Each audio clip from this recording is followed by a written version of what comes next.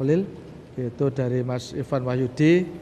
Bagaimana kalau ada orang yang terlanjur baca syahadat tapi tidak jujur tadi seperti yang sudah disampaikan. Yang kedua terlanjur basah, ya sudah terlanjur basah. Mbak Seli tapi harus ganti baju yang kering. Ya.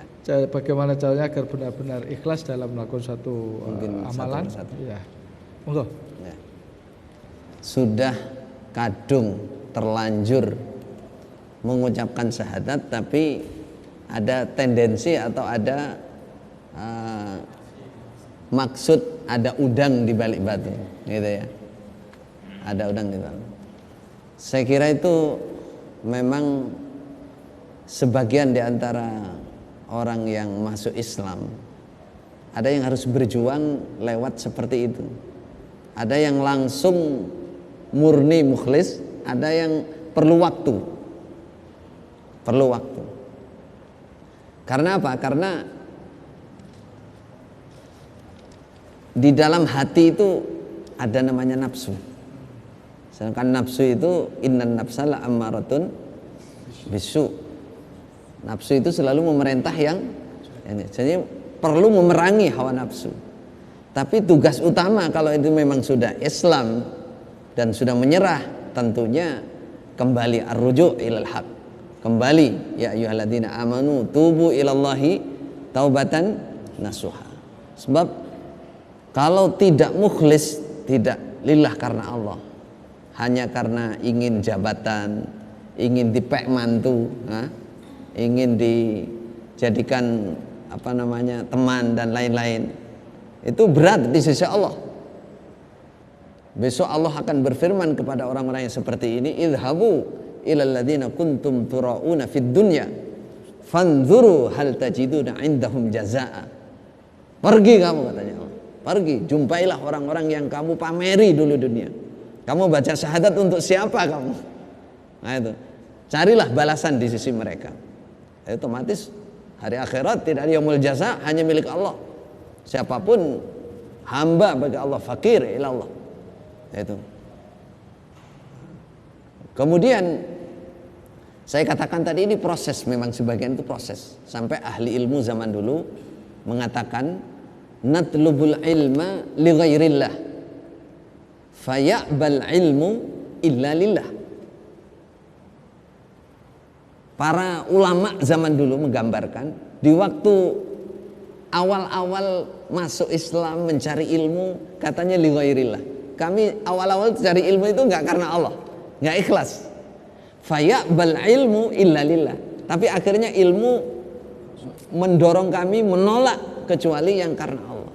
Artinya proses. Ketika seorang di awalnya seperti itu, banyaklah mendengarkan tausiah, banyaklah mengkaji Al-Quran, banyaklah zikir. Nanti insya Allah lama-lama bisa kembali ke khat, ke garis, bisa namshi alal khat, garis yang ditentukan oleh Allah Rasul. Yang kedua, Mbak Seli, bagaimana caranya agar kita benar-benar bisa ikhlas? Supaya bisa ikhlas, ini ikhlas ini kan pekerjaan hati ya, namanya amalul qalbi. Pekerjaan hati adanya di sini, di dalam hati, yang tahu diri kita. Cuman kalau dibilang tamrin atau tajribiyah, latihan, tadrib bahasa Arabnya, latihan supaya bisa karena Allah, banyak cara, tapi semua kerjanya hati, penghayatan lewat hati. Misalkan kita menghayati kenikmatan yang diberikan oleh Allah kepada kita. Wa ma bikum min ni'matin famin Allah. Biasanya orang mau kerja itu kan karena dia mengharapkan imbalan. Lah, yang kenikmatan yang diberikan oleh Allah itu lebih daripada yang amal ibadah kita. Amal ibadah kita itu kesempurnaannya apabila betul-betul ikhlas, murni berharap dari Allah, yarjuna rahmatahu wa yakhafuna adzabah. Itu yang pertama. Jadi penghayatan semua itu, menghayati nikmat Allah. Kemudian yang kedua mungkin menghayati balasan dari Allah besok, surga yang dijanjikan oleh Allah. Kesenangan di surga, betapa balasan itu berlipat ganda, tidak pernah sesuai dengan amal yang kita kerjakan. Kalau di dunia teorinya kan kerja sehari ya hitungannya sehari. Kalau ada full timer ya, ada lemburan lah baru ada tambahan tambahan gaji. Nah itu. Nah, yang terakhir adalah berdoa. Banyak berdoa kepada Allah, mohon agar bisa. Mohon ditahan dulu. Ya. Kalau kita bicara figur dengan ingkiat itu kan betul-betul terlihat dalam perbuatan keseharian, taat kepada Allah Rasul. Yang paling harus kita teladani dan memang pantas untuk kita teladani tidak ada lain kecuali sahabat Rasulullah sallallahu alaihi wasallam. Sahabat dengan istilah ingkiat, sesuatu yang datang dari Allah dan Rasul, mereka kalam wahid kata orang Arab. Satu kata, iya, bala, nggih, dalem. Itu aja sahabat. Sebagaimana diterangkan dalam Al-Quran ketika Allah menurunkan ayat keharuman arak, Allah menutup dengan firman fahal antum muntahun, adakah kalian orang-orang yang mau berhenti enggak minum arak ini? Khalifah Umar pegang arak langsung dibuang mendengar ayat itu dan berkata intahaina ya Rabb, berhenti ya Allah, saya berhenti, udah saya leren, berhenti total, tauqif ya langsung. Itu namanya ingkiat. Begitu pula Khalifah Abu Bakar ketika beliau marah karena familinya yang bernama Mistah yang fakir, yang dirambut oleh beliau dikasih makan, dan ternyata ikut menyebarkan fitnah bahwa putri Abu Bakar Aisyah melakukan hubungan tidak halal dengan Sofwan.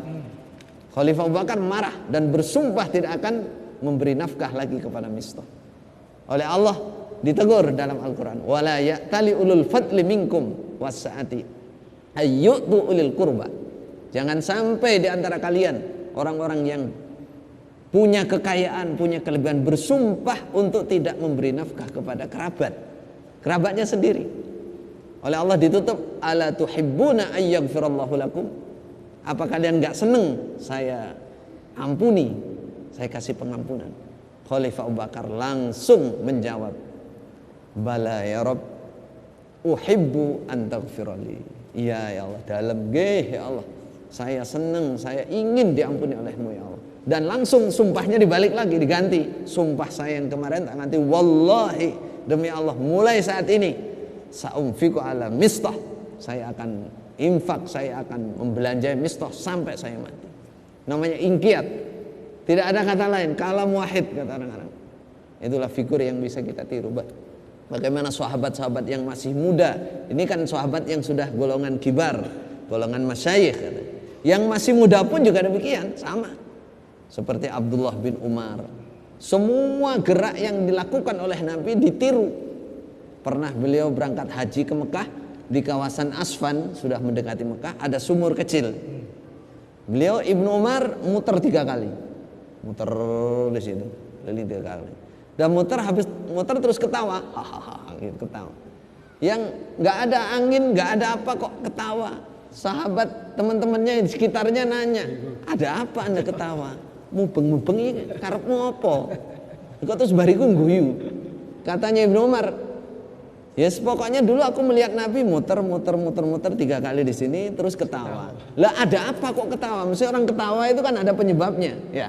Kalau nggak ada penyebabnya itu namanya apa? Namanya apa? Orgil katanya, orgil ya. Majnun katanya. Tapi ini ada penyebabnya kalau ini. Katanya Ibnu Umar, kenapa anda ketawa? Ya karena Nabi tertawa. Nah itu penyebab. Ya gue penyebabnya. Nah, itu namanya ingkiat. Udah nggak tanya sebab lagi. Karena Nabi tertawa di sini. Pernah aneh lagi di pinggiran Madinah, dia sholat itu Allahu Akbar gini, kancing ini dibuka semua. Kayak anak-anak muda kalau sudah latihan fitness itu, jadi untuk menunjukkan kekuatannya. Sholat gitu. Yang ngelihat itu heran, biasanya orang ini tertib ngancingin baju ini kok sekarang kok dibuka ini.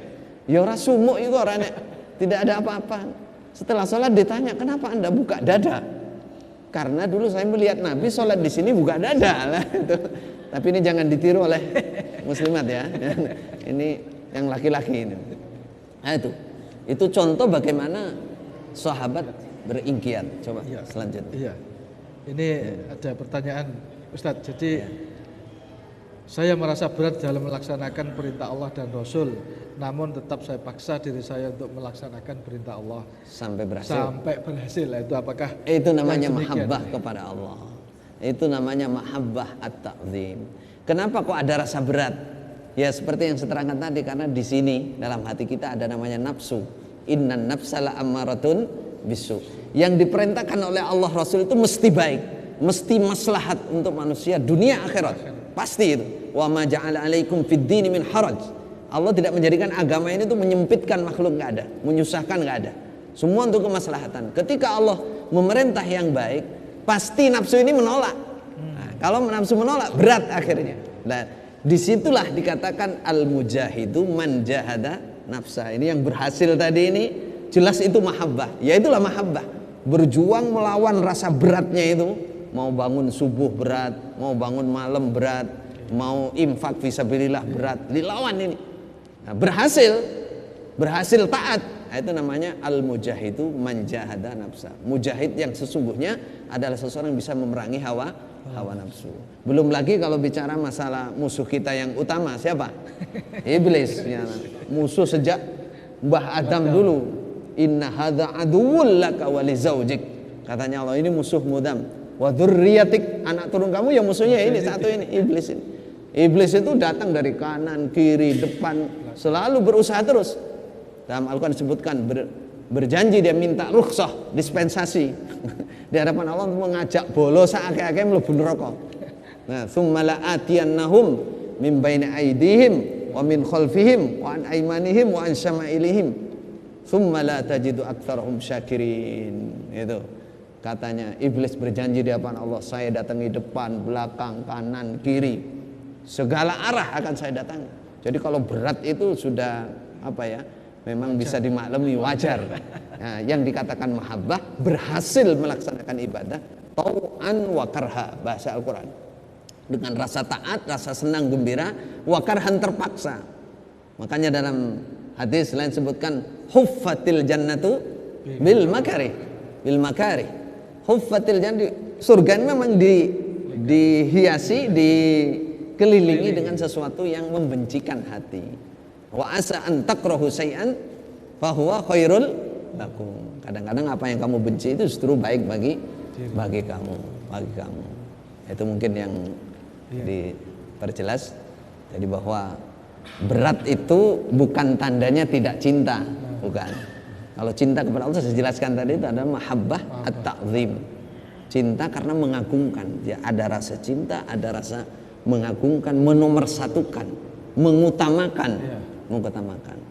Nah, makanya dalam ayat ancaman tadi yang saya baca terakhir tadi, kalau sampai ingkana abaukum wa abnaukum, kalau bapak kamu, anak kamu, wa azwajukum, istri kamu, wa asyiratukum, keluarga kamu, wa amwalun, dan harta-harta iktaraftumuha, yang kamu kumpulkan, kamu kerjakan, kamu simpen, wa tijaratun takhshawna kasadaha, dan bisnis perdagangan yang kamu khawatir kalau kamu tinggal untuk urusan ibadah akan hancur, wa tijaratun takhshawna, wa masakinu tardawnaha, dan tempat-tempat yang kamu senangi, rumah.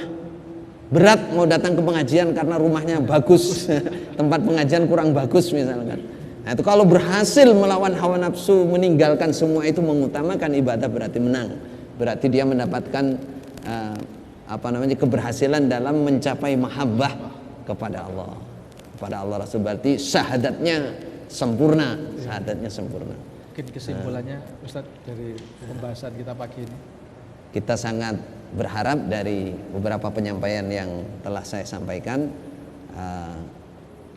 kalau syahadat kita betul-betul sudah bisa diikuti dengan mahabbah, dengan qabul, dengan inqiyad, kita tidak akan kalah derajatnya dengan para pendahulu kita. Mencari surga itu kan berlomba, fastabiqul khairat, fa insyaallah. Nah, kalau kita berhasil menerapkan hal ini, syahadat kita sempurnakan, derajat kita akan menyamai dengan para sahabat, orang-orang iman yang telah semoga Allah memberikan keberhasilan, manfaat dan barokah.